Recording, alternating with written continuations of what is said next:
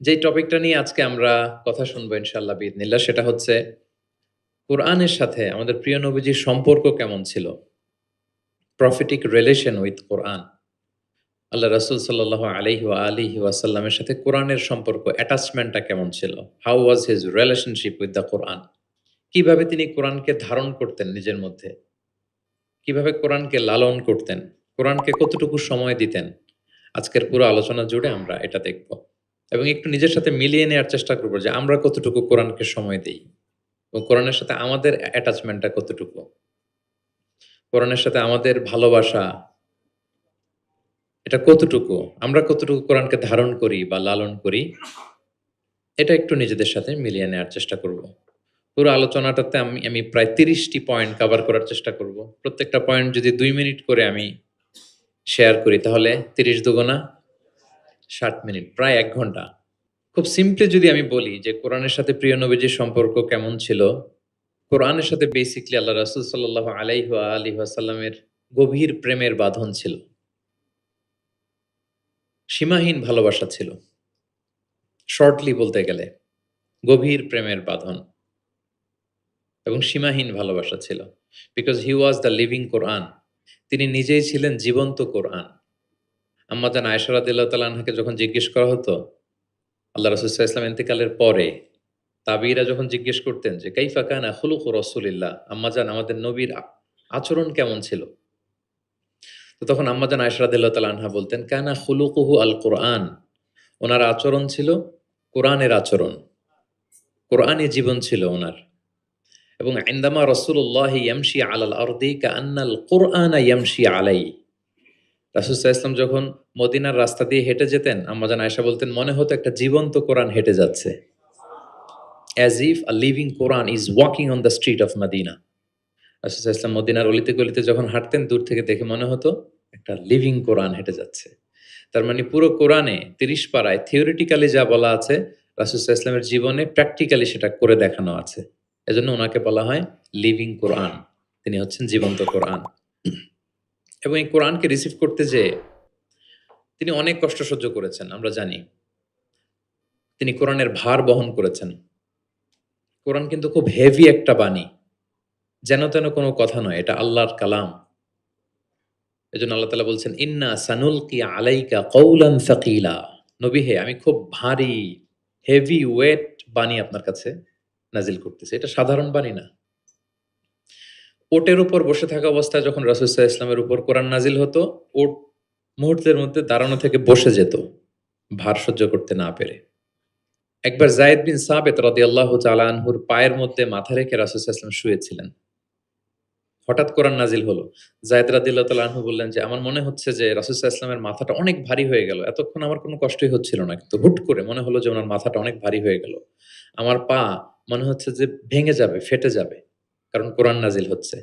লাউ আনজালনা হাযাল কুরআনা আলা জাবালিন লারাআইতাহু খাশিআম মুতাসাদ্দিআম মিন খাশিয়াতিল্লাহ।" এই কোরআনকে মানুষের উপর নাজিল না করে যদি আমি পাহাড়ের উপর নাজিল করতাম নবী আপনি দেখতেন যে আল্লাহর ভয়ে কোরআনের ভারে পাহাড় ভেঙে চুড়ে খান খান হয়ে যেত। ইন্না সানুলকি আলাইকা কওলান সাকিলা। এটা খুব ভারী একটা বাণী। এই ভার তিনি সহ্য করেছেন। এবং কোরআন নানাভাবে আসতো। মাঝে, মাঝে মিসলা সলসালাতিল জারাস লাইক আ রিংগিং বেল। খ্রিস্টানদের চার্চে গেলে যেমনি দেখবেন ঢাং, ঢাং করে ঘন্টা বাজায়, বিকট আওয়াজ হয়। মাঝে, মাঝে এরকম বিকট আওয়াজে কোরআন আসতো। এভাবে কোরআন রিসিভ করতে রাসূল সাল্লাল্লাহু আলাইহি ওয়াসাল্লামের কষ্ট হয়ে যেত। আবার মাঝে, মাঝে জিবরাইল আলাইহিস সালাম মানুষের সুরাতে মদিনায় এসে কোরআন দিয়ে যেতেন। রাসূল সাল্লাল্লাহু আলাইহি ওয়াসাল্লাম বলেন, "ওইভাবে কোরআন রিসিভ করাটা আমার জন্য খুব সহজ ছিল।" এবং প্রচন্ড শীতের রাতে যখন কোরআন নাজিল হতো আম্মা জান আয়েশা রাদিয়াল্লাহু তাআলা আনহা বলেন যে, "আমরা শীতে কাঁপছি কিন্তু ওয়া ইন্না জাবিনাহু লায়াতাফাসসাদু আরাকান।" আমরা দেখতাম রাসূল সাল্লাল্লাহু আলাইহি ওয়াসাল্লামের কপাল মোবারক বেয়ে টপটপ করে ঘাম ঝরছে। আমরা শীতে কাঁপছি কিন্তু উনি হি ইজ সোয়েটিং। তিনি ঘামতেন। কারণ এটা ভারী একটা বাণী। প্রথম ৫ আয়াত যখন নাজিল হলো হেরা গুহায় ইকরা বিসমি রাব্বিকাল্লাযী খালাক, read in the name of your Lord who has created। এই ৫ বাক্য নিয়ে রাসূল সাল্লাল্লাহু আলাইহি ওয়াসাল্লাম কাঁপতে আরম্ভ করলেন। He was trembling literally। এবং এসেই খাদিজা রাদিয়াল্লাহু তাআলা আনহাকে বললেন যে, "জাম্মিলুনি, জাম্মিলুনি।" খাদিজা আমাকে কম্বল চাপা দাও। আমার জ্বর এসে যাচ্ছে, আমি কাঁপছি। কারণ ওই যে কওলান সাকিলা, এটা খুব ভারী একটা বাণী। ওনাকে কম্বল চাপা দেয়া হলো। তখন আল্লাহ তাআলা নাজিল করলেন, ইয়া আইয়ুহাল মুজাম্মিল কুমিল লাইলা ইল্লা কালিলা, মানে হে কম্বলওয়ালা দাঁড়ান, এমন দায়িত্ব দিছি এখন বসে থাকার সুযোগ নাই, দাঁড়ান, দাঁড়িয়ে প্রচার করেন। ওই যে নবী দাঁড়ালেন আর বসার সুযোগটা পেলেন না, প্রচার করছিলেন।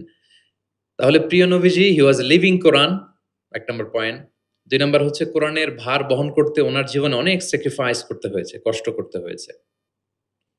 এমনকি কোরআনের কোনো আয়াত যেন তিনি ভুলে না যান, জিবরিল আলাইহিস সালাম বলার সাথে সাথে পড়তে আরম্ভ করতেন। সাথে সাথে জিহ্বা ঠোঁট নাড়াতেন, পড়তেন যাতে ভুলে না যান। তো আল্লাহ তাআলা বললেন যে নবী, এতে আপনার কষ্ট হয়ে যাচ্ছে। আপনি কোরআনকে তড়িঘড়ি করে আয়ত্ত করবার জন্য আপনার জিহ্বাকে এত আন্দোলিত করবেন না। লা তুহাররিক বিহি লিসানাকা লিতা'জালা বিহি, ইন্না আলাইনা জামাআহু ওয়া কুরআনা। আমি এটা আপনার হৃদয়ে দিয়ে দিব, মুখস্থ করায় দিব। ফাইদা ক্বারানাহু ফাত্তাবি' কুরআনা, জিবরিল যখন পড়বে শুধু শুনবেন খেয়াল করে, আমি শিখাই দেব আপনাকে। সুম্মা ইন্না আলাইনা বায়ানা, এরপর এটার ব্যাখ্যা বিশ্লেষণ সব আল্লাহ আমি শিখিয়ে দেব। তো জিবরাইল আলাইহিস সালাম আসার সাথে সাথে রাসূল সাল্লাল্লাহু আলাইহি ওয়াসাল্লাম উদগ্রীব হয়ে যেতেন, সাথে সাথে পড়তে আরম্ভ করতেন। মানে উনি যে একটু দিবে ওই সুযোগটাও দিতেন না, মানে তাড়াতাড়ি পড়তেন, আরো পড়তেন দ্রুত।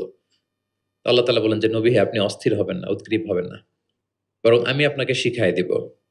সানুকরিউকা ফালা তানসা, আমি আপনাকে শিখাই দেব, আপনি আর ভুলবেন না। এরপর থেকে রাসূল সাল্লাল্লাহু আলাইহি ওয়াসাল্লাম আর পেরেশান হতেন না, শুধু খেয়াল করে শুনতেন। আর জিবরিল আলাইহিস সালাম চলে যাওয়ার সাথে সাথে আল্লাহ তাআলা অটোমেটিক্যালি মুখস্থ করায় দিতেন রাসূল সাল্লাল্লাহু আলাইহি ওয়াসাল্লামকে। এখন প্রিয় নবীজি কিভাবে তেলাওয়াত করতেন আমরা শুনি। আমরা তো রমাদানে তেলাওয়াত করতেছি আলহামদুলিল্লাহ। আচ্ছা, আল্লাহ রাসূল সাল্লাল্লাহু আলাইহি ওয়া আলিহি ওয়াসাল্লাম তারতিলের সাথে তেলাওয়াত করতেন। তারতিল, ওয়ারাত্তিলিল কুরআনা তারতিলা, তোমরা তারতিলের সাথে তেলাওয়াত করো। তারতিলের মধ্যে ২ টা জিনিস থাকতে হয়। এক হচ্ছে ধীরে ধীরে, ২ হচ্ছে স্পষ্টভাবে। রিপিট, আবারও বলছি। তারতিল হচ্ছে ধীরে ধীরে পড়বেন, আবার স্পষ্ট, তখন এটা তারতিল হবে। আমাদের বাংলাদেশে আলহামদুলিল্লাহ ১ দশক ধরে আমি বলে এসেছি যে তারাবির সালাতে খুব ধীরে পড়তে হবে কোরআনের হক আদায় করে তারতিলের সাথে। আলহামদুলিল্লাহ অনেক বলার পরে এখন অনেক মসজিদে আলহামদুলিল্লাহ মসজিদ কমিটি সচেতন হয়েছে। ভালো কারীরা, হাফেজরা তারা খুব ধীরস্থিরভাবে পড়ায়। তারপরেও গ্রাম বাংলায় বা অনেক এলাকার মসজিদে এখনো এমনভাবে কোরআন তেলাওয়াত করা হয় দ্রুত খতম দেওয়ার জন্য, এটা কোরআনের সাথে এক প্রকার বেয়াদবি হয়ে যায়।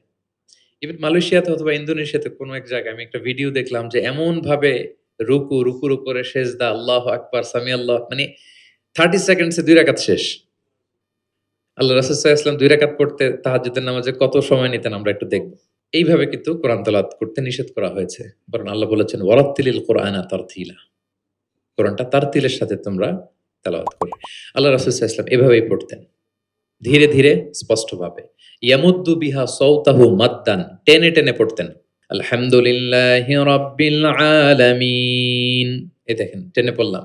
আর রহমানির রহিম মালিকি ইয়াউমিদ্দিন, টানতেছি না? ইয়ামুদ্দু বিহা সাওতাহু মাদ্দান, টেনে টেনে পড়তেন। ইউকাত্তিউ কিরাআতাহু আয়াতান আয়াতান, প্রত্যেক আয়াত শেষে থামতেন, পজ দিতেন। দিস ইজ কল্ড তারতিল, ওয়ারাত্তিলিল কুরআনা তারতিলা। আনাস রাদিয়াল্লাহু তাআলা আনহু বলতেন, রুব্বা কারিন লিল কুরআন ওয়াল কুরআনু ইয়ালআনুহু, কোরআনের অনেক তেলাওয়াতকারী আছে, তেলাওয়াতে সওয়াবের বিপরীতে লানত পায়। কোরআন পড়লে তো সওয়াব হওয়ার কথা, কিন্তু কোরআন তাকে কি করে? লানত করে। একটু মিলায় নেন নিজের সাথে যে আমাদের তেলাওয়াতটা কেমন।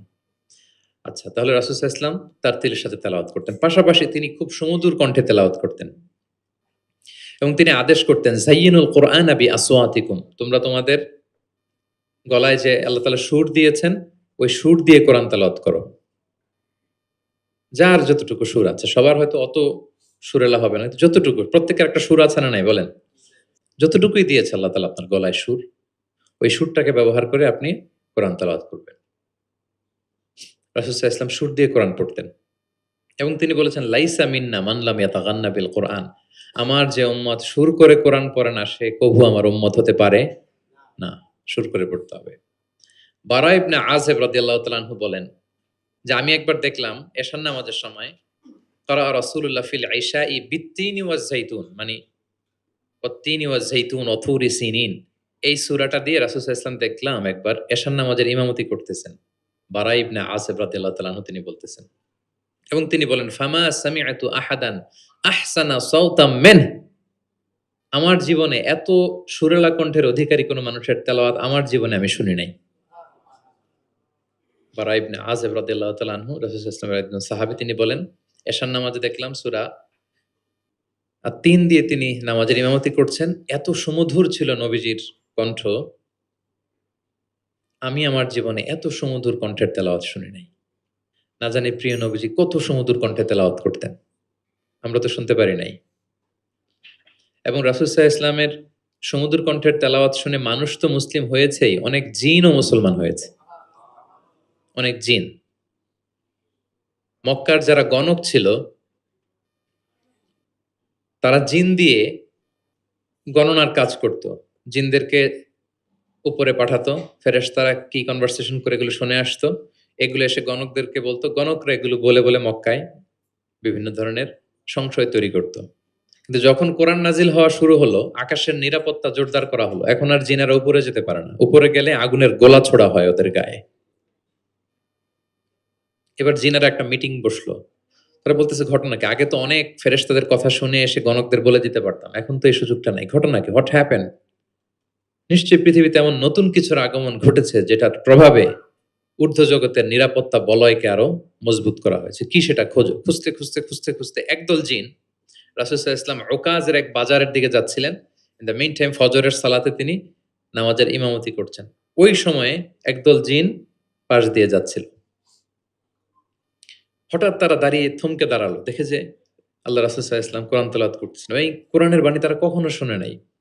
তারা শুনে অবাক, এবং এই তথ্য নিয়ে জিনদের সর্দারের কাছে যেয়ে বলল, ঘটনা তো এটা, এটার কারণে এখন আকাশের নিরাপত্তা বেশি, আমরা আর উপরে যেতে পারি না। তারা যেয়ে বলল যে আমরা ঈমান এনে ফেলছি ওই নবীর উপর, ইন্না সামি'না কুরআনান আজাবা ইয়াহদি ইলা রুশদি ফাআমান্না বিহ। তারা বলল যে আমরা কি আজীব কোরআন শুনে আসলাম, যেটা সত্যের এবং হেদায়েতের দিকে পথ দেখায়, এবং ওয়ালান নুশরিকা বিরাব্বিনা আহাদা, আমাদের রবের সাথে আমরা আর শিরক করব না, আমরা আর মুশরিক থাকবো না, আমরা ঈমান এনে ফেললাম। তাহলে আল্লাহ রাসূল সাল্লাল্লাহু আলাইহি ওয়াসাল্লামের সুমধুর কণ্ঠের তেলাওয়াত শুনে শুধু মানুষ নয়, বরং জিনেরাও ইসলাম ধর্ম গ্রহণ করেছে। আল্লাহ রাসূল সাল্লাল্লাহু আলাইহি ওয়া আলিহি ওয়াসাল্লাম তেলাওয়াতের মাঝখানে মাঝে মাঝে খুব কান্না করতেন। বিশেষ করে রাতের নামাজে কান্না ভেজা কণ্ঠে তেলাওয়াত করতেন। আমরা কি করি? অর্থই তো বুঝতে পারতেছি না, কোথায় কাঁদবো আর কোথায় একটু আনন্দ পাবো। দেখবেন যে কাবা ঘরের ইমামরা যখন জান্নাতের আয়াত আসে, একটা ভিন্ন মাকামে পড়ে, যে মাকামের মধ্যে একটা খুশি প্রাণবন্ত একটা ভাব। আবার জাহান্নামের আযাবের আয়াত যখন আসে, তখন কান্নার মাকামে পড়ে, এবং এমন ভাবে ডুকরে ডুকরে কাঁদে, মুসল্লিরাও কাঁদে। আল্লাহ রাসূল সাল্লাল্লাহু আলাইহি ওয়া আলিহি ওয়াসাল্লাম মাঝরাতে যখন কিয়ামুল লাইল, তাহাজ্জুদ এগুলো পড়তে দাঁড়াতেন, দীর্ঘ সময় কোরআন পড়তেন। এত দীর্ঘ সময় পা ফুলে যেত, হাত্তা তাতাফাত্তারা কাদামা, পা দুটো ফুলে মোটা হয়ে যেত, এরকম দীর্ঘ সময় দাঁড়িয়ে থাকতেন। আম্মা জান আয়েশা রাদিয়াল্লাহু তাআলা আনহা বলতেন, ইয়া রাসূলুল্লাহ, আপনার তো আগের পরের সব গুনাহ মাফ, আদতে ওনার তো কোনো গুনাহই নেই, নবীরা তো মাসুম নিষ্পাপ, তারপরেও আপনি রাত জেগে এত কষ্ট কেন করেন? আল্লাহ রাসূল সাল্লাল্লাহু আলাইহি ওয়াসাল্লাম বলেছেন, আফালা উহিব্বু আন আকুনা আবদান শাকুরা, আয়েশা, আমি কি শুকরগুজার বান্দা হব না? মানে আমার আল্লাহ আমাকে ক্ষমার ঘোষণা দিয়েছে, ঠিক আছে, কিন্তু আমি কি শুকরগুজার হব না? আমার রোলটা তো আমি প্লে করব, আমার সর্বোচ্চ তো উজাড় করে আমি আমার রবের সামনে পেশ করব। মাঝরাতে তিনি দীর্ঘ সময় দাঁড়িয়ে তেলাওয়াত করতেন, পা ফুলে যেত। মাঝে মাঝে একটি আয়াত পড়ে থামতেন, সে আয়াত নিয়ে ভাবতেন, কাঁদতেন, বারবার কাঁদতেন, পড়তেন, তার দাড়ি ভিজে যেত। প্রতিটি আয়াত তিনি অনুভব করতেন হৃদয় দিয়ে, তার হৃদয়কে নাড়া দিত। এভাবে তিনি তেলাওয়াত করতেন। এক সাহাবী বর্ণনা করেন, একবার আল্লাহ রাসূল সাল্লাল্লাহু আলাইহি ওয়াসাল্লামকে আমি রাতের সালাতে দেখলাম, এমন ভাবে তিনি কাঁদছেন, ওয়ালি জাওফিহি আযীরুন কাআযীরিল মিরজালি মিনাল বুকা, গরম পানি ফুটাতে দিলে ড্যাগের ভেতরে গরম পানির যেরকম টকবকে উতলে ওঠার একটা শব্দ, এরকম উতলে ডুকরে ডুকরে কান্নার একটা শব্দ আমি শুনতে পেলাম। এভাবে তিনি কাঁদছিলেন। যেদিন বদরের যুদ্ধ, তার আগের রাতে আলী রাদিয়াল্লাহু তাআলা আনহু বলেন, সেনাবাহিনীর ছাউনির মধ্যে সব সাহাবারা, ৩১৩ জন সাহাবা সবাই রাতে ঘুমাচ্ছে, একটু এনার্জি নেয়ার জন্য। সকালেই যুদ্ধ শুরু হবে। কিন্তু আমি দেখলাম সবাইকে ঘুম পাড়িয়ে আল্লাহ রাসূল সাল্লাল্লাহু আলাইহি ওয়াসাল্লাম নামাজে দাঁড়িয়ে কাঁদছেন। সব সাহাবারা ঘুমিয়ে আছে, কিন্তু আমি খেয়াল করে দেখি যে রাসূল সাল্লাল্লাহু আলাইহি ওয়াসাল্লাম ঘুমান নাই। গাছের নিচে দাঁড়িয়ে তিনি সারা রাত ব্যাপী কান্না করছেন আর তেলাওয়াত করছেন। এভাবে তিনি কোরআনকে ফিল করতেন। আম্মা জান আয়েশা বলেন, রাতে এত কাঁদতেন মাঝে, মাঝে তেলাওয়াত করতে, করতে হাত্তা বাল্লা হাজারাহ, জামা ভিজে যেত। হাত্তা বাল্লা লিহিয়াতা, দাড়ি ভিজে যেত। হাত্তা বাল্লাল আরদা, যেখানে সেজদা দিতেন জমিন ভিজিয়ে দিতেন কাঁদতে, কাঁদতে। এবং রাতের সালাতে দীর্ঘ তেলাওয়াত করতেন। কিন্তু জামাতের নামাজ আবার অপেক্ষাকৃত সংক্ষিপ্ত করতেন। এটা সুন্নাহ। কারণ জামাতের নামাজ তো আর আমি একা পড়ছি না। আমার পেছনে অসুস্থ, বয়স্ক, সিনিয়র সিটিজেন, মুসাফির, ট্রাভেলার অনেকে থাকতে পারে। জামাতের সুযোগ পেলে আপনি শর্টকাট করবেন। মিনিমাম স্ট্যান্ডার্ডে শেষ করে দিবেন। কিন্তু একা যখন নামাজের সুযোগ পাবেন, আপনার নফল নামাজ, আপনার কিয়ামুল লাইল, তখন কি করবেন? ফালিউ তাওবিল মা শাআ, যত লম্বা মনে চায়। আমরা ভুল করি অনেকে। একা, একা নামাজ পড়ার সময় তাড়াহুড়ো করে ফেলি। ইমামতির সুযোগ পাইছি তখন বিশাল লম্বা কেরাত। অপোজিট, মানে ভুল করে ফেলছি আমরা। এটা করব না। আমার এই ছোট্ট ভিডিওটা আমি আমার সোশ্যাল মিডিয়া হ্যান্ডেলে শেয়ার করেছিলাম। দেখলাম যে বাংলাদেশে শিক্ষিত, সচেতন লোকজন অনেক অ্যাপ্রিশিয়েট করেছে। কারণ অনেক সময় এমন হয় যে প্রচন্ড রোদ, জুমার সালাতে পাঁচতলা মসজিদ ভরে বারান্দা, রাস্তার মধ্যে। আমার অনেক সময় এমনও হয়েছে যে সফরে আমি ফ্লাইট ধরবো, রাস্তায় জুমাতে আমি অংশগ্রহণ করেছি। প্রচন্ড রৌদ্র, দাঁড়ানো যায় না। আবার ঝড়, বৃষ্টি। তো এতগুলো মানুষ যে এখানে নামাজ পড়বে, এখানে যদি আপনি লম্বা কেরাত পড়েন তাহলে তো কষ্ট হয়ে যাবে মানুষের। একবার আল্লাহ রাসূল সাল্লাল্লাহু আলাইহি ওয়াসাল্লাম নামাজ একটু বেশি ছোট করে ফেললেন, সংক্ষিপ্ত করে। সাহাবারা বললেন, ইয়া রাসূলাল্লাহ, এত তাড়াতাড়ি নামাজ শেষ করলেন, এত তাড়াতাড়ি তো করতে দেখি না। তখন রাসূল সাল্লাল্লাহু আলাইহি ওয়াসাল্লাম বললেন, আমি যখন নামাজে ছিলাম, উইমেন প্রেয়ার্স এরিয়া, যেটা মানে মদিনার নারীরা তো পেছনে দাঁড়াতো। তিনি বললেন, ওখান থেকে আমি একটা ছোট্ট বাচ্চার কান্নার আওয়াজ শুনতে পেলাম। আমার মনে হচ্ছিল ওই বাচ্চাটাকে সামলাতে বাচ্চাটার মায়ের বড্ড কষ্ট হয়ে যাচ্ছে। ওই মায়ের যাতে একটু কষ্ট কম হয় এজন্য নামাজটা আমি একটু শর্ট করে দিয়েছি। দেখেন, মানে অন্যের প্রতি সহানুভূতি এটা আমাদের মধ্যে নাই। যে আমার ভাইয়ের একটু সুবিধা হোক, আমার বোনদের একটু সুবিধা হোক, আমার কমিউনিটির একটু সুবিধা হোক, এইটা আমরা ফিল করি না। তিনি যখন একা সালাত পড়তেন অনেক লম্বা, কিন্তু জামাতের সালাতে তিনি সংক্ষিপ্ত সালাত আদায় করতেন। কত লম্বা? হুযায়ফা ইবনুল ইয়ামান রাদিয়াল্লাহু তাআলা আনহু, নাম শুনেছেন ওনার? হুযায়ফা মদিনার গোয়েন্দা বিভাগের প্রধান ছিলেন, হেড অফ ডিটেকটিভ ব্রাঞ্চ। আল্লাহ রাসূল সাল্লাল্লাহু আলাইহি ওয়াসাল্লামের গোয়েন্দা বিভাগের প্রধান। উনি এমন কিছু কথা কাউকে বলতেন না, কিন্তু শুধু হুযায়ফাকে বলতেন। মদিনায় মোট কতজন মুনাফিক ছিল আল্লাহ রাসূল সাল্লাল্লাহু আলাইহি ওয়াসাল্লাম জানতেন, কাউকে বলেননি, শুধু হুযায়ফাকে বলেছিলেন। এজন্য ওমরে ফারুক রাদিয়াল্লাহু তাআলা আনহু যখন খলিফা, তিনি যখন দেখতেন কেউ মারা যেত, হুট করে ইমামতি করতে যেতেন না। আগে দেখতেন যে ওই কাতারে হুযায়ফা আছে কিনা। যদি দেখতেন যে হুযায়ফা আছে, উনি ইমামতি করতেন। হুযায়ফাকে এদিকে না দেখলে অন্য কাউকে দায়িত্ব দিয়ে দিতেন। এবং ওমরে ফারুক রাদিয়াল্লাহু তাআলা আনহু এত মুত্তাকি সাহাবী ছিলেন। একবার হুযায়ফা ইবনুল ইয়ামানের কাছে যেয়ে বলে যে, হুযায়ফা, আমি তো জানি না মদিনাতে কতজন মুনাফিক ছিল, এর নামগুলো তো রাসূল তোমাকে বলেছে। তুমি একটু আমাকে বলো যে আমি ওমরের নামটা আবার ওই লিস্টে আছে কিনা। আমার ভয় হয় যে আমি আবার মুনাফিকদের ভেতরে ঢুকে গেলাম কিনা। হুযায়ফা ইবনুল ইয়ামান বললেন, আমিরুল মুমিনিন, আপনি কি বলেন? আল্লাহ রাসূল সাল্লাল্লাহু আলাইহি সাল্লাম তো বলেছেন যে আপনি কোন রাস্তা দিয়ে যদি হাঁটেন, শয়তান যদি ওই রাস্তা দিয়ে আসে, আপনাকে দেখলে শয়তান ওই রাস্তা রেখে দিয়ে অন্য রাস্তা দিয়ে হাঁটে। কশ্চিনকালেও মুনাফিকদের লিস্টে আপনার নাম থাকতে পারে না। তো এই হুযায়ফা ইবনুল ইয়ামান রাদিয়াল্লাহু তাআলা আনহু, উনি বললেন, একবার রাতে আমি আল্লাহ রাসূল সাল্লাল্লাহু আলাইহি ওয়াসাল্লামের সাথে কিয়ামুল লাইল মানে তাহাজ্জুদের নামাজে শরীক হওয়ার সুযোগ পেয়েছিলাম। একা, একা নামাজ তিনি পড়তেছিলেন, হুযায়ফা যেয়ে জয়েন করেছেন। তখন রাসূলুল্লাহ সাল্লাল্লাহু আলাইহি সাল্লাম সূরা বাকারা দিয়ে শুরু করলেন। কোন সূরা? বলেন, সবাই বলেন তো কোন সূরা? কোরআনের সবচাইতে দীর্ঘতম সূরা। আয়াত কত? ২৮৬, মানে অনেক বড় সূরা। তো উনি শরীক হলেন, শরীক হওয়ার পরে আল্লাহ রাসূল সাল্লাল্লাহু আলাইহি সাল্লাম সূরা বাকারা দিয়ে শুরু করলেন। তো উনি ভাবলেন মনে হয় ১০০ আয়াত যাওয়ার পরে রাসূল সাল্লাল্লাহু আলাইহি সাল্লাম রুকুতে যাবেন। কত আয়াত যাওয়ার পরে? 100 আয়াত গেল, যায় না রুকুতে। 200 আয়াত গেল, তাও যায় না রুকুতে। 286 আয়াত শেষ, মানে সূরা বাকারাই, তাও রুকুতে যায় না। এরপরে রাসূল সাল্লাল্লাহু আলাইহি ওয়াসাল্লাম সূরা আলী ইমরান শুরু করেছেন, ওইটাও শেষ। এরপর রাসূল সাল্লাল্লাহু আলাইহি ওয়াসাল্লাম সূরা নিসা শুরু করেছেন। Could you imagine that? আপনি চিন্তা করতে পারেন? তার মানে এক এক রাকাতে উনি 2 থেকে 3 ঘন্টা, মাঝে মাঝে এমন হয়েছে 2 রাকাতে সারা রাত শেষ কভার করে দিয়েছেন। এবং হুযায়ফা বলেন, আমার কাছে মনে হলো যতক্ষণ তিনি দাঁড়িয়ে তেলাওয়াত করছিলেন ঠিক ততক্ষণ আবার রুকুতে ছিলেন, যতক্ষণ রুকুতে ছিলেন ঠিক ততক্ষণ আবার সেজদায় লুটিয়েছিলেন। 2 রাকাতে পুরো রাত তিনি শেষ করে দিয়েছেন। তাহলে রাতের সালাতে তিনি দীর্ঘ তেলাওয়াত করতেন। সব সময় তিনি তেলাওয়াত মুখর সময় কাটাতেন, দাঁড়িয়ে, বসে, শুয়ে, হাঁটা অবস্থায়, আরোহী অবস্থায়, সব সময়। অজু থাকা অবস্থায়, অজু না থাকা অবস্থায়। অজু চলে গেলেই রাসূল সাল্লাল্লাহু আলাইহি ওয়াসাল্লাম সাথে সাথে অজু করে ফেলতেন, কিন্তু অজু নেই ওই অবস্থায়ও তিনি কোরআন তেলাওয়াত করেছেন। ইবনুল কাইয়িম আল জাওজিয়া যাদুল মাআদ ফি হাদি খায়রিল ইবাদ, একটা বিখ্যাত সিরাত গ্রন্থে তিনি বলেন, লাম ইয়াকুন ইয়ামনাহু মিন কিরাআতিহি ইল্লাল জানাবা।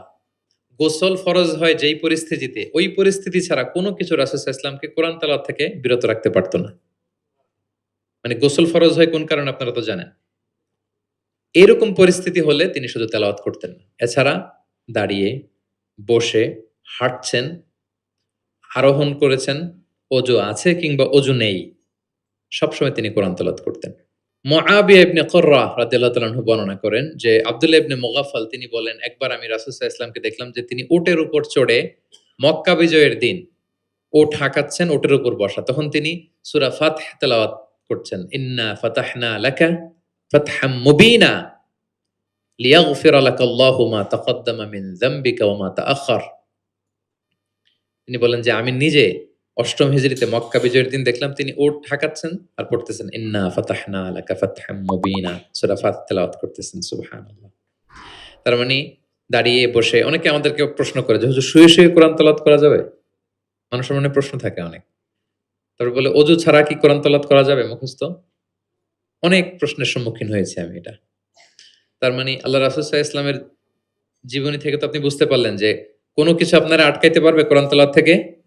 এক্সেপ্ট আপনার গোসল ফরজ হয়েছে, তখন পড়বেন না। তখন গোসলটা করে তারপরে পড়বেন।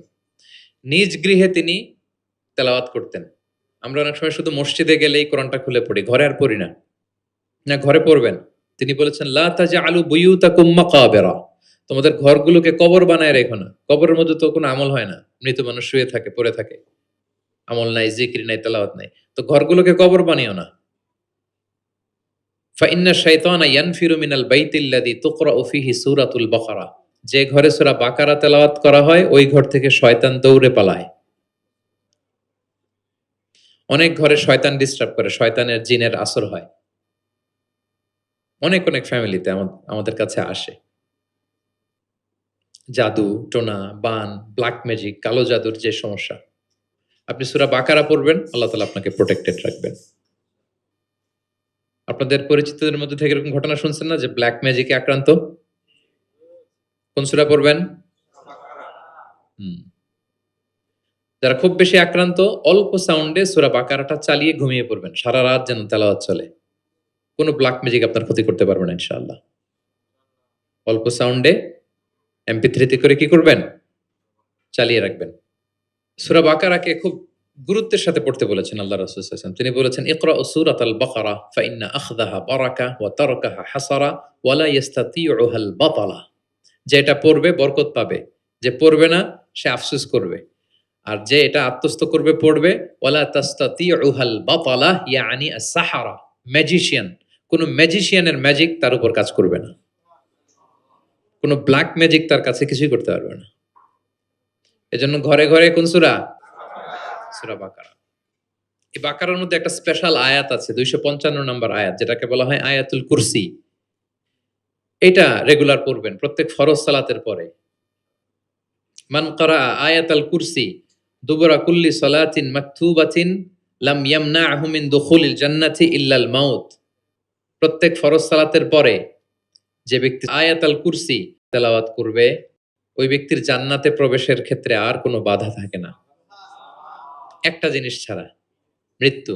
লোকটা মরে না তাই জান্নাতে যায় না, মরলেই জান্নাতি। প্রত্যেক ফরজ সালাতের পরেই আপনারা পড়বেন।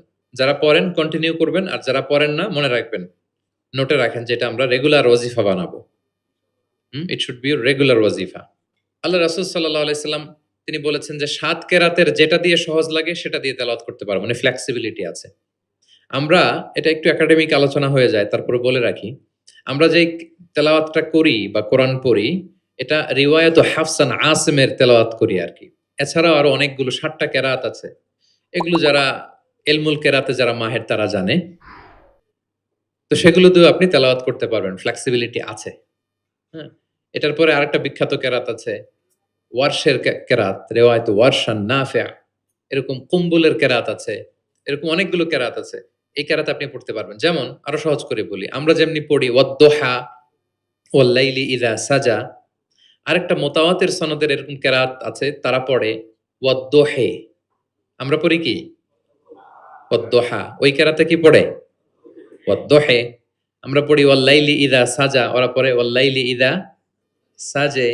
আমরা পড়ি ইহদিনাস সিরাতাল মুস্তাকিম, তারা বলে ইহদিনাজ সিরাতাল মুস্তাকিম। আমরা পড়ি মালিকি ইয়াউমিদ্দিন, এরা পড়ে মালিকি ইয়াউমিদ্দিন। এরকম কিছু পার্থক্য আছে।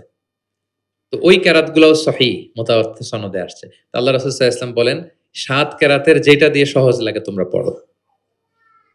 যেমন বাংলা ভাষা একটা, এর মধ্যে আঞ্চলিকতা আছে না? নোয়াখালীর এরাও বাংলা বলে কিন্তু একটু ভিন্ন। সিলেটের ভাইরা একটু ভিন্ন। চট্টগ্রামের এরা বাংলাইতে বলে নাকি? চট্টগ্রামের লোকরা কোন ভাষায় কথা বলে? ফার্সিতে? বাংলা। কিন্তু আপনি হয়তো বুঝবেন না। এমন এমন শব্দ আপনি বুঝবেন না। কিন্তু তারা প্রত্যেকেই বাংলা বলে। তো একই আরবির মধ্যেও অনেক আঞ্চলিকতা আছে। এই ৭ টা আঞ্চলিকতায় কোরআন নাজিল হয়েছে। রাসূল সাল্লাল্লাহু আলাইহি ওয়াসাল্লাম বলেন যেটা সহজ লাগে পড়ো।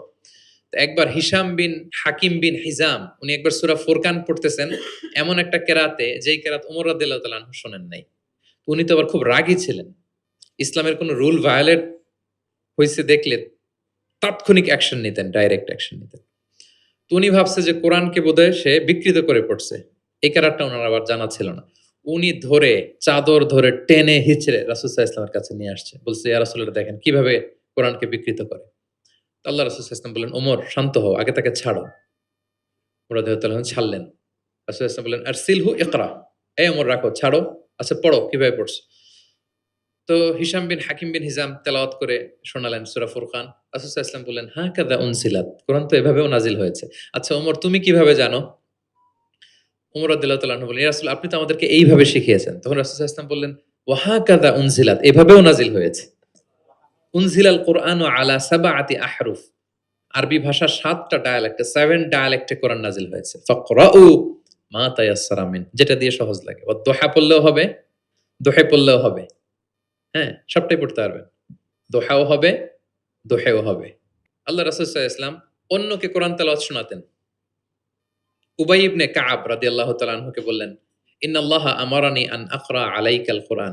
হে উবাই, আল্লাহ তাআলা আমাকে আদেশ করেছেন আমি নবী যেন তোমার কাছে কোরআন শোনাই। উবাই ইবনে কাআব বললেন, আল্লাহু সাম্মানি, নবীজি আপনি বলেন কি আল্লাহ আমার নাম ধরে বলছে? মানে খুশিতে বাকবাকুম, আনন্দে আত্মহারা, শিহরিত। ইয়া রাসূলুল্লাহ আমি উবাইয়ের নামটা ধরে আল্লাহ বলছেন? আল্লাহ রাসূল সাল্লাল্লাহু আলাইহি ওয়াসাল্লাম বললেন, নাম, তোমার নাম ধরে বলেছেন। আল্লাহ তাআলা আমাকে বলেছেন আমি যেন সূরা বাইয়িনা লাম ইয়াকুনিল্লাযীনা কাফারু, এই সূরাটা যেন আমি তোমার সামনে শোনাই। ফাযারাফাত আইনাহু, তিনি কাঁদতে আরম্ভ করলেন শুনে। কারণ উনার নাম ধরে যদি আল্লাহ তাআলা বলেন, এটা উনার জন্য কত বড় প্রেস্টিজিয়াস এবং সৌভাগ্যের একটা ব্যাপার। তাহলে অন্যকে কোরআন শোনাতেন। আচ্ছা, আবার আল্লাহ রাসূল সাল্লাল্লাহু আলাইহি ওয়াসাল্লাম মাঝে মাঝে অন্যদের থেকে শুনতেন। অন্যের কণ্ঠে কোরআন শোনারও একটা আনন্দ আছে, কি বলেন? ইবনে মাসউদ রাদিয়াল্লাহু তাআলা আনহুকে একবার বললেন, ইকরা। ইবনে মাসউদ একটু কোরআন তেলাওয়াত করো তো। তো তিনি বললেন, আকরা ওয়া আলাইকা উনজিল, হে নবী আপনার সামনে দাঁড়িয়ে আমি এত বড় স্পর্ধা আমি তেলাওয়াত করব? আপনার উপর আকাশ থেকে কোরআন নাজিল হয়। আল্লাহ রাসূল সাল্লাল্লাহু আলাইহি ওয়াসাল্লাম বললেন, ইন্নী উহিব্বু আন আসমাআহু মিন গায়রি, আমি তোমাদেরকে শোনাতে যেমনি পছন্দ করি তোমাদের থেকে শুনতেও পছন্দ করি। তিনি সূরা নিসা তেলাওয়াত করে শোনালেন। কেন শুনলেন? আব্দুল্লাহ ইবনে মাসউদের থেকে। কারণ আল্লাহ রাসূল সাল্লাল্লাহু আলাইহি সাল্লাম টার্গেট করেছিলেন যে আব্দুল্লাহ ইবনে মাসউদ এই উম্মার কোরআনের টিচার হবে। কি হবে? মানে যার যেদিকে মেধা আল্লাহ রাসূল সাল্লাল্লাহু আলাইহি ওয়াসাল্লাম ওই প্রতিভা ওইদিকে কাজে লাগাতেন। যার যেদিকে মেধা, এই যে বললাম হুযায়ফা ইবনুল ইয়ামান গোয়েন্দা বিভাগের প্রধান কেন জানেন? তার এই দিকে আগ্রহ বেশি। মুআদ ইবনে জাবাল উনি মদিনা রাষ্ট্রের সিনিয়র আমলা ছিলেন। প্রশাসনিক কাজ ভালো বুঝতেন। হাসান বিন সাবেত লেখালেখি জানতেন। উনাকে জাতীয় কবি ঘোষণা দিয়েছেন যে তুমি ন্যাশনাল পয়েট, যাও কবিতা লিখো। একবার মক্কা থেকে তিনি ফিরতেছেন, নামাজ হবে, এক সাহাবী আজান দিচ্ছেন। তো কিছু মুশরিক ছেলে এখনো মুসলিম হয় নাই, ওরা আজানকে ব্যঙ্গ করতেছে। মুখ ভেঙানো বোঝেন না, মানে যেটা বলে ওইটাই ব্যঙ্গ করে করে বলতেছে। তো দেখেন রাসূল সাল্লাল্লাহু আলাইহি ওয়াসাল্লাম রেগে যাওয়ার কথা ছিল না? আজান দিচ্ছে আমার সাহাবী আর মুশরিক ছেলেগুলো তাকে ব্যঙ্গ করতেছে। উনি রেগে না যেয়ে দেখলেন যে মুশরিক ছেলেগুলোর মধ্যে একটা ছেলের কণ্ঠ তো খুব চমৎকার। ওকে ডাকলেন। ডেকে ওর মাথার চুলের ঝুঁটি বের ধরলেন। বললেন, "এই একটু আগে কি বলতেছিলে? জোরে বল তো। মানে আরো জোরে বলো।" এবার সে বলতে আরম্ভ করতেছে, কিন্তু আশহাদু আন্না মুহাম্মাদুর রাসূলুল্লাহ এটা আর বলে না। এটা বললে তো শাহাদাত দেয়া মুসলিম হয়ে যায়। রাসূল সাল্লাল্লাহু আলাইহি ওয়াসাল্লাম ধমক দিয়ে বললেন, "এই বলো, এটাও বলো।" তখন সে এটাও বলছে। মাথার চুলের ঝুঁটি ধরে বলছে। বলার পরে রাসূল সাল্লাল্লাহু আলাইহি ওয়াসাল্লাম তার জন্য দোয়া করলেন। ওই দোয়ার বরকতে সে কালিমা পড়ে মুসলমান হয়ে গেল। এবার আল্লাহ রাসূল সাল্লাল্লাহু আলাইহি ওয়াসাল্লাম বললেন, "তোমার কণ্ঠ যেহেতু সুন্দর, তোমাকে আমি মক্কার মসজিদের মুয়াজ্জিন বানায় দিলাম। তুমি যেয়ে আজান দিবা।" দেখেন কেমন একটা ঘটনাকে কিভাবে টুইস্ট করে অন্যদিকে নিয়ে গেলেন। রেগে যাওয়ার কথা ছিল, কিন্তু দেখলেন যে প্রতিভা আছে তো এর মধ্যে। এত উঁচু গলা, একে মুয়াজ্জিন বানানো যায়। তিনি হয়ে গেলেন বাইতুল্লাহর মুয়াজ্জিন। এবং ওই যে মুশরিক থাকা অবস্থায় ওনার মাথার চুলের ঝুঁটি ধরে রাসূল সাল্লাল্লাহু আলাইহি ওয়াসাল্লাম বলছেন, "এই আজান দাও।" ওই যে রাসূল সাল্লাল্লাহু আলাইহি ওয়াসাল্লামের বরকতের হাত মাথার চুলে লেগেছিল, উনি মৃত্যুর আগ পর্যন্ত ওই চুলগুলো আর কাটেন নাই কোনদিন। উনি এদিকে চুল কাটতেন, এদিকে কাটতেন, এদিকে কাটতেন। সামনের চুল কাটতেন না। যখন জিজ্ঞেস করা হতো, "আপনি এরকম হেয়ার কাট কেন আপনার?" বলতেছে, "আমি মুশরিক অবস্থায় আমার প্রিয় নবীজি আমার মাথার চুলের ঝুঁটি ধরে আমাকে আজানের তালিম দিয়েছিলেন। উনার বরকতময় হাতের ছোঁয়া আমার এই চুলে লেগেছে। আমি চাই এই চুলগুলো সাথে নিয়ে আমি কবরে যাব।" এবং ওই চুলগুলোর সাথেই উনাকে কবর দেয়া হয়েছে। ওই চুলগুলোকে উনি পেঁচিয়ে একটা পাগড়ির মতো করে, বড় হয়ে গেছে তো অনেক। এটা পেঁচিয়ে পাগড়ির মতো করতেন, এরপরে উনি টারবান পড়তেন, পাগড়ি পড়তেন। তাহলে প্রিয় ভাইয়েরা, আব্দুল্লাহ ইবনে মাসউদ রাদিয়াল্লাহু তাআলা আনহুকে রাসূল সাল্লাল্লাহু আলাইহি ওয়াসাল্লাম টার্গেট করেছিলেন যে উনি এই উম্মতের কোরআনের টিচার হবে। কি হবে? এজন্য বললেন, "পড়ো তো ইবনে মাসউদ।" তিনি পড়ে শোনালেন। এবং তিনি বলেছেন, "মান আহাব্বা আন ইয়াকরা আল কুরআনা গাদ্দান কামা উনজিল ফালইয়াকরাহু আলা কিরাআতি ইবনে উম্মি আবদ।" জিবরিল যেভাবে কোরআন নাজিল করেছে, হুবহু এইভাবে কোরআন যে শিখতে চায়, সেজন্য ইবনে মাসউদের কাছে কোরআন শেখে। সাহাবারা ইবনে মাসউদ রাদিয়াল্লাহু তাআলা আনহুর কাছে এভাবে কোরআন শিখতেন। তাহলে দেখেন কোরআন অন্যকে শোনাতেন, অন্যদের থেকে শুনতেন এবং কোরআন যারা শিখে এবং শেখায় তাদেরকে তিনি শ্রেষ্ঠ বলে ঘোষণা দিয়েছেন। খায়রুকুম মান তাআল্লামাল কুরআনা ওয়া আল্লামাহ। যে কোরআন শেখে এবং শেখায় সে তোমাদের মাঝে শ্রেষ্ঠ। আপনি যদি শিখেন, লজ্জার কিছু নাই। যে বয়স আমার ৪০ হয়ে গেছে, ৫০ হয়ে গেছে, আমি তো পারি না। না, এটা আপনার জন্য সৌভাগ্যের। It's a blessing. You are lucky. It's an honour. Allah যে সুযোগ দিয়েছেন আপনি শিখবেন। কোরআন শোনাবেন আপনি। যদি শোনান আপনি শ্রেষ্ঠ। যিনি আপনাকে শোনায় সেও শ্রেষ্ঠ। মানে এমন এক মেকানিজম। কোরআন শিখলেও সে শ্রেষ্ঠ, আবার যে শেখায় সেও শ্রেষ্ঠ। তো আমরা এই এক্টিভিটিজ এর সাথে যেন জড়িত থাকি। এবং কারো সুন্দর কণ্ঠ দেখলে আল্লাহ রাসূল সাল্লাল্লাহু আলাইহি ওয়াসাল্লাম প্রশংসা করতেন। আবু মুসা আল আশআরী রাদিয়াল্লাহু তাআলা আনহু একবার মসজিদে নববীতে তেলাওয়াত করতেছিলেন। আল্লাহ রাসূল সাল্লাল্লাহু আলাইহি ওয়াসাল্লাম পাশ দিয়ে যাচ্ছেন। আরেক বর্ণনা আছে উনার ঘরে তেলাওয়াত করতেছিলেন, উনি রাতে উনার বাসার পাশ দিয়ে যাচ্ছেন। হঠাৎ কান লাগিয়ে শুনলেন এত সুন্দর গলা। তিনি বুঝতে পারলেন এটা আমার আবু মুসা আল আশআরীর কণ্ঠ। তো সকালবেলা ফজরের পরে আবু মুসাকে ডেকে বললেন, "আবু মুসা, লাকাদ উতিতা মিজমারান মিন মাযহামিরি আলি দাউদ।" দাউদ নবীর গলায় আল্লাহ যে সুরের ঝংকার দিয়েছেন, এই উম্মতের মধ্যে তোমার গলায় আল্লাহ সে সুরের লহরী ঢেলে দিয়েছেন। তাও মুসা বলে, "ইয়া রাসূলুল্লাহ, আমি তো কখনো আপনার সামনে তেলাওয়াত করিনি। আপনি কি করে বুঝলেন?" তো রাসূল সাল্লাল্লাহু আলাইহি ওয়াসাল্লাম বললেন, "গত রাতে তোমার ঘরের পাশ দিয়ে যাচ্ছি, তোমার তেলাওয়াত শুনে আমি থমকে দাঁড়িয়েছি। যতক্ষণ পড়েছো আমি শুনেছি।" আবু মুসা আল আশআরী তো অবাক হলেন, বললেন, "ইয়া রাসূলাল্লাহ, আপনি দাঁড়িয়ে আমার তেলাওয়াত শুনেছেন। এটা যদি জানতাম আমি যে আরো কত সুর করে পড়তাম। আমি যে আরো কত সুর দিয়ে পড়তাম, ফজর পর্যন্ত পড়তাম।" দাউদ আলাইহিস সালাম নবীদের মধ্যে সবচেয়ে সুরেলা গলার নবী ছিলেন। ওনার উপরে জাবুর কিতাব নাজিল হয়েছিল। আকাবা একটা উপসাগর আছে জর্ডানে। আমি এবার জর্ডান ভিজিটে দেখে এসেছি। আকাবা উপসাগরের তীরে বসে তিনি যখন জাবুর তেলাওয়াত করতেন, আকাবা উপসাগরের মাছগুলো সব চলে আসতো তেলাওয়াত শুনতে। এত সুর ছিল ওনার গলায়। তো নবী আলাইহিস সালাম বলেন যে, দাউদ নবীর গলায় যে সুর দিছে, আমার সাহাবীদের মধ্যে আল্লাহ তোমার গলায় সেই সুর ঢুকায় দিছে। সুবহানাল্লাহ। তো নবী যদি প্রশংসা করে একজন সাহাবীর তেলাওয়াতের, ওনার কেমন লাগবে বলেন তো? হ্যাঁ? ভালো লাগবে। তিনি তেলাওয়াতের প্রশংসা করতেন এভাবে। তিনি রমাদানে সবচেয়ে বেশি তেলাওয়াত করতেন, যে সময়টা আমরা কাটাচ্ছি। আমরা কোন মাস কাটাচ্ছি এখন? সাইয়্যিদুশ শুহুর, ১২ মাসের মধ্যে শ্রেষ্ঠতম মাস। এই মাসে সবচেয়ে তেলাওয়াত করতেন। আম্মা জান আয়েশা রাদিয়াল্লাহু তাআলা আনহা বলেন, লা আ'লামু রাসূলুল্লাহি সাল্লাল্লাহু আলাইহি ওয়াসাল্লামা ক্বরাআল কুরআনা কুল্লাহু ফি লাইলাতিন কত্তু গায়রা রমাদান। রমজান ছাড়া কোনো মাসে মানে এক রাতে পুরো কোরআন পড়ে ফেলছেন এরকম আমি দেখি নাই। শুধু রমাদানেই দেখেছি এত তেলাওয়াত করতে। এবং বছরব্যাপী যা নাজিল হতো, আল্লাহ রাসূল সাল্লাল্লাহু আলাইহি সাল্লাম রমাদানে সেটা রিভাইজ করতেন। এবং রমাদানের প্রতি রাতে জিবরিল আলাইহিস সালামের সাথে রাসূল সাল্লাল্লাহু আলাইহি ওয়াসাল্লামের মিটিং হতো। প্রতি রাতে। তার মানে ৩০ দিনে কয়টা মিটিং? ৩০ টা মিটিং। কি হতো এই মিটিংয়ে? সারা বছর যা নাজিল হয়েছে, রাসূল সাল্লাল্লাহু আলাইহি ওয়াসাল্লাম জিবরিল আলাইহিস সালামকে সেটা শোনাতেন। আবার জিবরিল আলাইহিস সালাম রাসূল সাল্লাল্লাহু আলাইহি ওয়াসাল্লামকে শোনাতেন। দুই পক্ষ থেকে। আর যে বছর আল্লাহ রাসূল সাল্লাল্লাহু আলাইহি ওয়াসাল্লাম ইন্তেকাল করেছিলেন, ওই বছর পুরো কোরআনটা ২ বার জিবরিল আলাইহিস সালাম আল্লাহ রাসূল সাল্লাল্লাহু আলাইহি ওয়াসাল্লামকে শুনিয়েছেন। আবার আল্লাহ রাসূল সাল্লাল্লাহু আলাইহি ওয়াসাল্লাম ২ বার জিবরিল আলাইহিস সালামকে শুনিয়েছেন। আজকে থেকে নিয়ত করেন, আমরা শোনাবো। আপনি ভাবিকে শোনাবেন, ভাবি আপনাকে শোনাবে। আপনি আপনার মেয়েকে শোনাবেন, আপনার মেয়ে আপনাকে শোনাবে। যে সূরাটাই পারেন। ঘরটা একটা কোরআনময় ফ্যামিলি হবে আমাদের ফ্যামিলিটা। কি বলেন? এরকম বরকতময় ফ্যামিলি আমরা চাই না? এবং সাহাবাদেরকে উদ্বুদ্ধ করতেন বিভিন্ন সূরার ফজিলতের কথা বলে, বলে যে এটা এই সূরা পড়ো, এই ফজিলত।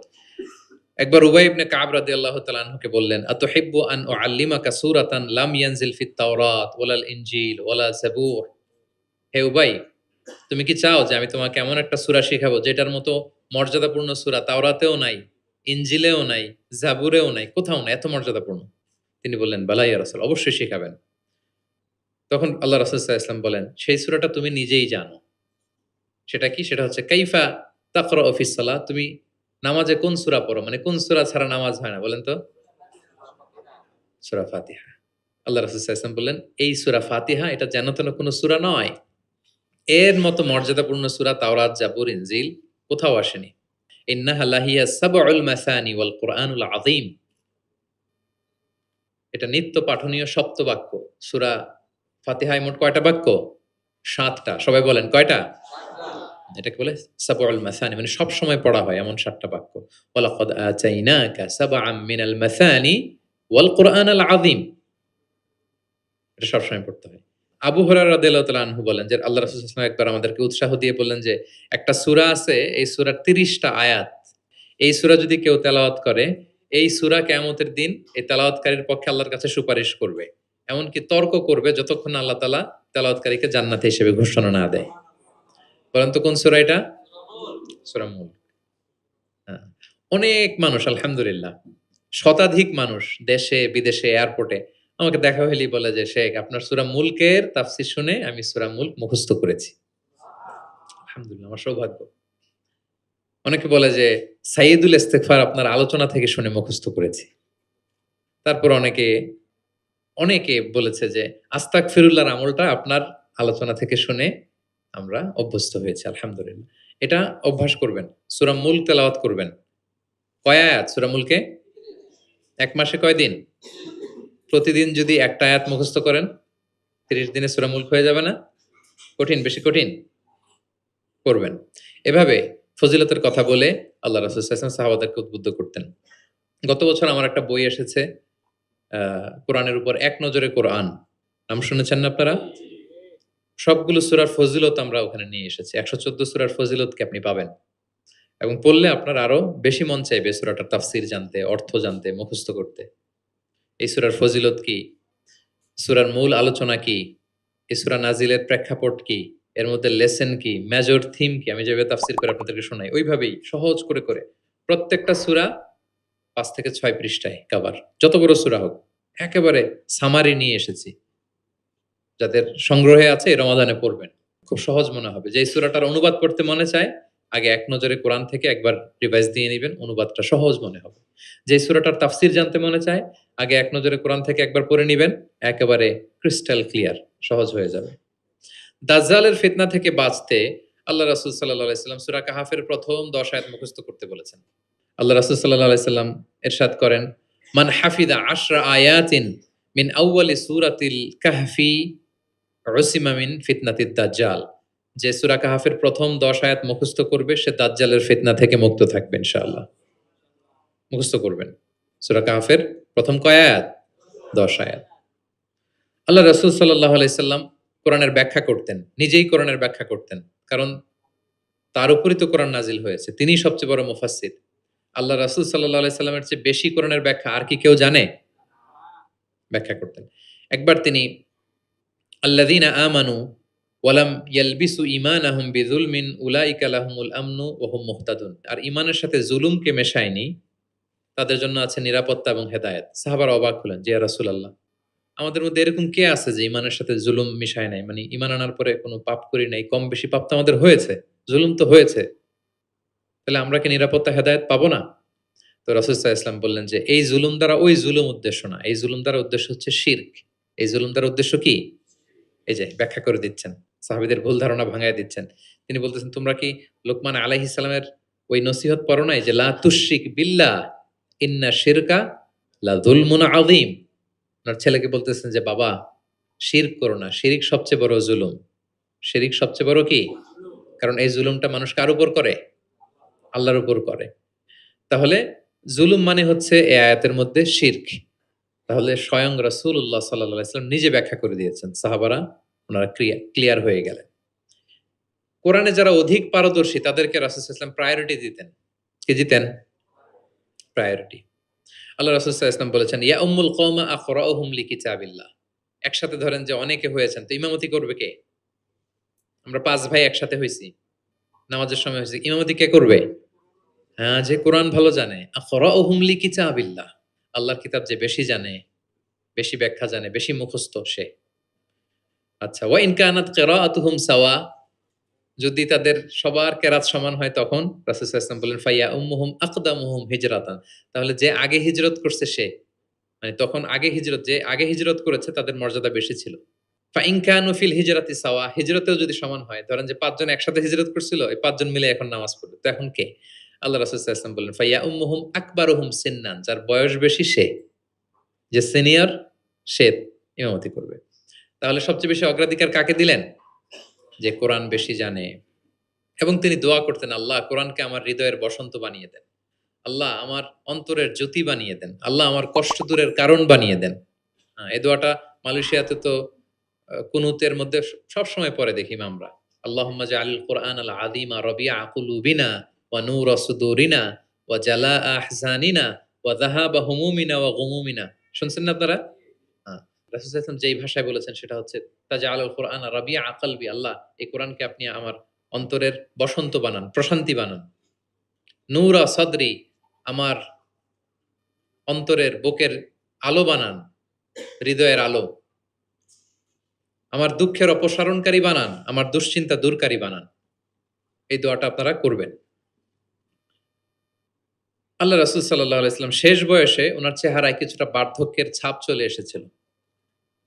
আবু বকর রাদিয়াল্লাহু তাআলা আনহু একবার জিজ্ঞেস করছিলেন যে, ইয়া রাসূলুল্লাহ কদ শিবতা, আপনার চেহারায় কেমন যেন বার্ধক্যের ছাপ চলে আসছে। আল্লাহ রাসূল সাল্লাল্লাহু আলাইহি ওয়াসাল্লামের দাড়ি এবং চুল মিলে, সব মিলে 20টার বেশি চুল পাকে নাই। এক বর্ণনায় এসেছে 17টা, আরেক বর্ণনায় 18টা। মুহাদ্দিসিন একরাম বলেছেন যে এত অল্প কিছু চুল দাড়ি পেকেছিল যে গুনা যেত। গুণে দেখা গেছে 17, 18, সবশেষে যখন বেড়েছে হয়তো 20। যেন মুহাদ্দিসিন একরাম একমত যে উনার 20টার বেশি চুল দাড়ি পাকে নাই। কোথায় বেশি পাকছে? এদিকে, এদিকে কয়েকটা পাকছে। নিম দাড়ির এখানে কয়েকটা পাকছে, হাদিসে আছে। তা আবু বকর রাদিয়াল্লাহু তাআলা আনহু বললেন, ইয়া রাসূলুল্লাহ কদ শিবতা, আপনার চেহারায় কেমন যেন বার্ধক্যের ছাপ।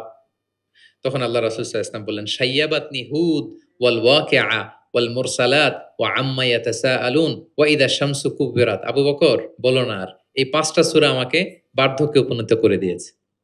কারণ এই ৫টা সূরার ভিতরে কিয়ামতের বিভীষিকার বর্ণনা এমনভাবে আল্লাহ তুলে ধরেছেন, আল্লাহ রাসূল সাল্লাল্লাহু আলাইহি ওয়াসাল্লাম এত উদ্বিগ্ন থাকতেন উম্মতকে নিয়ে, নিজের জন্য না, আমাদের জন্য, যে হায়রে কিয়ামতের এই বিভীষিকাময় মুহূর্তে আমার গুনাহগার উম্মতের কি হবে?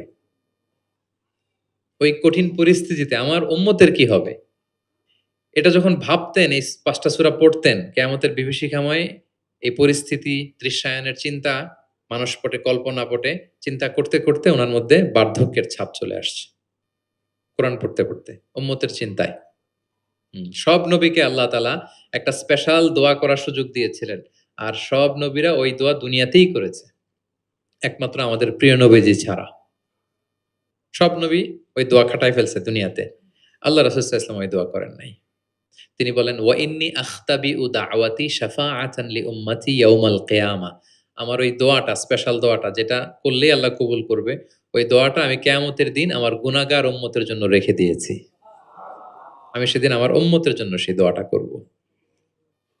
তাহলে কিছু সূরা ওনার চেহারায় বার্ধক্যের ছাপ নিয়ে এসেছিল। কোরআন হেফজ করার পরে ভুলে যাওয়া, এটা কিন্তু ঠিক না। এজন্য আল্লাহ রাসূল সাল্লাল্লাহু আলাইহি ওয়াসাল্লাম বলেছেন, হেফজ যারা করবে তারা যেন কোরআনকে সংরক্ষণ করে, প্রিজার্ভ করে। এবং তিনি বলেছেন, তাআহাদুল কোরআন, কোরআনকে যত্ন নিও, কারণ কোরআন দামি মেহমান। দামি মেহমানকে যত্ন না নিলে থাকে না। হেফজ করছে, যত্ন নেয় নাই, পড়ে নাই, রিভাইজ দেয় না, এখন আর রিডিংও পড়তে পারে না। মুখস্থ তো দূরের কথা, দেখে দেখেও পড়তে কষ্ট। এরকম হয় অনেক হাফেজদের। এটা ঠিক না। কারণ আল কোরআন দাইফুন কারীমুন মিনাল্লাহ, কোরআন আল্লাহর পক্ষ থেকে অনেক সম্মানিত মেহমান। সম্মানিত মেহমানকে সম্মান দিতে হয়, নাইলে উনি আসে থাকে। ধরেন যে একজন এমপি আসলো আপনার বাসায়, মালয়েশিয়ার একজন মন্ত্রী আসার পরে নাই কোনো রিসেপশন, নাই কোনো ওয়েলকামিং স্টেটমেন্ট, রিসেপশন কিছু নাই, আপনি কোনো গুরুত্বই দিচ্ছেন না, উনি এসে বসে থাকবে আপনার বাসায়? না। সম্মানিত মেহমানকে সম্মান করতে হয়। কোরআন অনেক বড় সম্মানিত এক মেহমান আল্লাহর পক্ষ থেকে। এটাকে সম্মান দিতে হবে, পড়তে হবে, রিভাইজ দিতে হবে, সময় দিতে হবে, তাহলে সে আপনার সিনায় থাকবে। তা না হলে এই কোরআনের নূর সিনাতে কখনো থাকে না। তিনি বলেছেন, তাআহাদুল কোরআন, কোরআনকে রিভাইজ করো, ফা ইন্নাহু আশাদ্দু তাফাল্লুতান মিনাল ইবলি ফি উকুলিহা। ওটের রশি ছেড়ে দিলে ওট যেমনি পালায়, কোরআন মুখস্থ করার পর রিভাইজ না দিলে কোরআনও পালাবে। আর রিভিশন দিলে এটা হৃদয়ে থাকে। এবং তিনি উৎসাহ দিয়ে বলেছেন, কোরআন এমন কিতাব, পৃথিবীর অন্য কোনো কিতাবের ক্ষেত্রে এটা বলা হয় নাই, যে কিতাবের এক অক্ষরে 10 নেকি। এক অক্ষরে কয় নেকি? পৃথিবীর আর কোনো বইয়ের ক্ষেত্রে এটা প্রযোজ্য? ইভেন হাদিস শরীফের ক্ষেত্রেও প্রযোজ্য না। হাদিসের এক অক্ষর পড়লে 10 নেকি, এটা বলে নাই আল্লাহ রাসূল সাল্লাল্লাহু আলাইহি ওয়াসাল্লাম। শুধু কোরআন, শুধু মান কারা হারফান মিন কিতাবিল, এক হরফ যদি কেউ পড়ে, ফালাহু হাসানা ওয়াল হাসানাতু বিআশরি আমসালিহা, 10 নেকি। লা আকুলু আলিফ লাম মিম হারফুন। আল্লাহ রাসূল বলেন, সূরা বাকারার শুরুতে যা আছে আলিফ লাম মিম, মনে করেন তিনটা মিললে এক অক্ষর না, বাল আলিফুন হারফুন, আলিফ একটা হরফ, লামুন হারফুন, লাম একটা হরফ, মিমুন হারফুন, মিম এক হরফ। তাহলে আলিফ লাম মিম বললে কয় সওয়াব? 30টা নেকি আল্লাহ তাআলা আমাদের আমলনামায় দিচ্ছেন। অনেকে বলে যে, হুজুর পড়তে পারি না, কষ্ট হয়, বয়স হয়ে গেছে 50, 60, এখন তো মুখ দিয়ে আসে না, বলে? অনেকে কমপ্লেইন করে না? রাসূল সাল্লাল্লাহু আলাইহি ওয়াসাল্লাম তাদেরকে সুসংবাদ দিয়েছেন। বলেছেন, যাদের বয়স হয়ে গেছে, ওয়াল্লাযী ইয়াকরাউল কুরআন ওয়া ইয়াতাতা'তাউ ফি, পড়তে গেলে জিহ্বায় আটকায়া যায়, এটাকে আরবিতে বললে ইয়াতাতা'তাউ, মানে গিরা লেগে গেছে, জিহ্বায় আটকে যায়। তো যার আটকে যায়, কষ্ট হয়, যদি সে কোরআন পড়ে, ফালাহু আজরান, তার ডাবল সওয়াব। কোরআন পড়তেছে এটার সওয়াব, ওই যে আটকাইতেছে ওইটার আরেক সওয়াব। কষ্ট হচ্ছে যে, শাক্কুন আলাইহি লাহু আজরান, তার ডাবল সওয়াব। এবার বলেন, কষ্ট হইলে কি পড়া বন্ধ করে ফেলবেন? তো কি করবেন? আরো চেষ্টা করব, আরো পড়ব, কারণ প্রতিনিয়ত আল্লাহ তাআলা আমার আমলনামা ভারী করছেন।